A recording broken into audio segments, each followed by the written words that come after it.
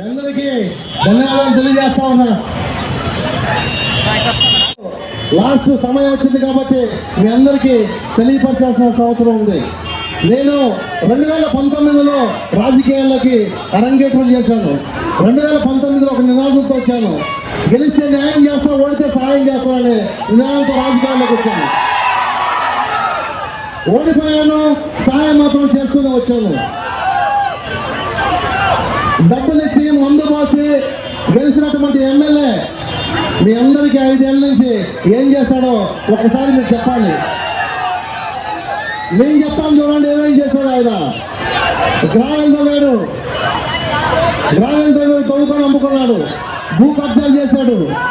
పేదలకు ఇచ్చే భూముల్లో నుంచి 5 లక్షలు కొని 50 లక్షలు గవర్నమెంట్ కమ్మేసి డబ్బు సంపాదించాడు.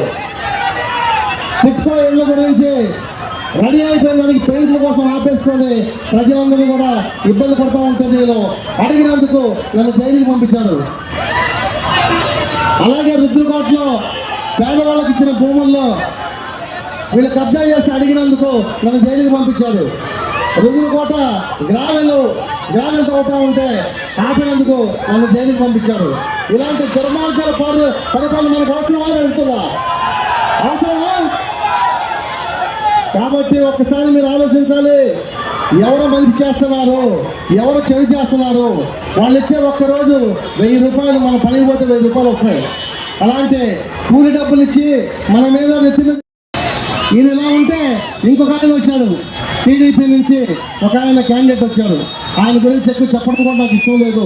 ఎందుకంటే రోజు నా గురించి ప్రచారం చేస్తూ ఉంటాడు. నేను ప్రచారం చేయక్కర్లా, నా ప్రచారం ఆయనే చేస్తూ ఉంటాడు. మన గ్లాసు గుర్తు కూడా ఆయన భుజం మీద వేసుకొని తిరుగుతూ ఉంటాడు. మన ప్రచారం ఆయనే చేస్తూ ఉంటాడు.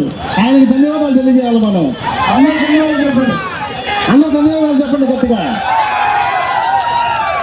కాబట్టి పాపం మన ప్రచారం ఫస్ట్లో ఏమో నామినేషన్ వేయకుండా ఇంటికి వెళ్ళిపోతాడని ప్రచారం చేశాడు. తర్వాత నామినేషన్ వేసాడే కదా మళ్ళీ విత్డ్రా చేపిస్తాము, మేము రేవంత్ రెడ్డి గారికి ఫోన్ చేపిస్తాము, లేకపోతే ప్రధానమంత్రి నరేంద్ర మోడీతో ఫోన్ చేపిస్తాము, ఆయన ఇంటికి పంపిస్తామని చెప్పాడు. ఈయన పెద్ద గొప్ప ఈయనట్టు చెప్పాడు. నామినేషన్ అయిపోయింది, విత్డ్రాలు అయిపోయాయి, గ్లాసు గుర్తు మన గుర్తు ఆయన మోసి ప్రచారం చేస్తున్నాడు. మన గుర్తుని ఇంటికి పంపిస్తున్నాడు, మన గుర్తుతో ప్రచారం చేస్తున్నాడు. ఆయన ధన్యవాదాలు చెప్పండి ఒకసారి.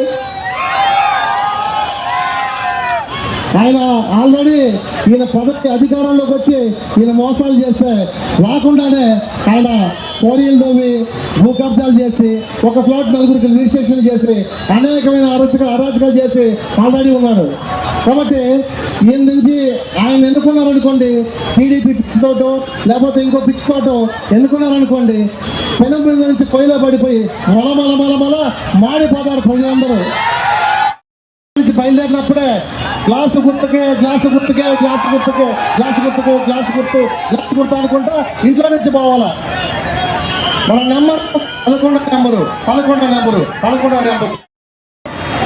నెంబర్ మీద మీ అందరికీ తెలుసు.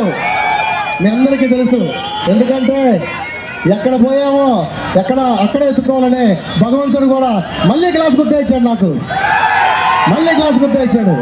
ఎందుకంటే మనం విజయం సాధిస్తామని భగవంతుడు నిర్ణయించాడు. కాబట్టి ఖచ్చితంగా మనం విజయకేతనం ఎగరేస్తాం.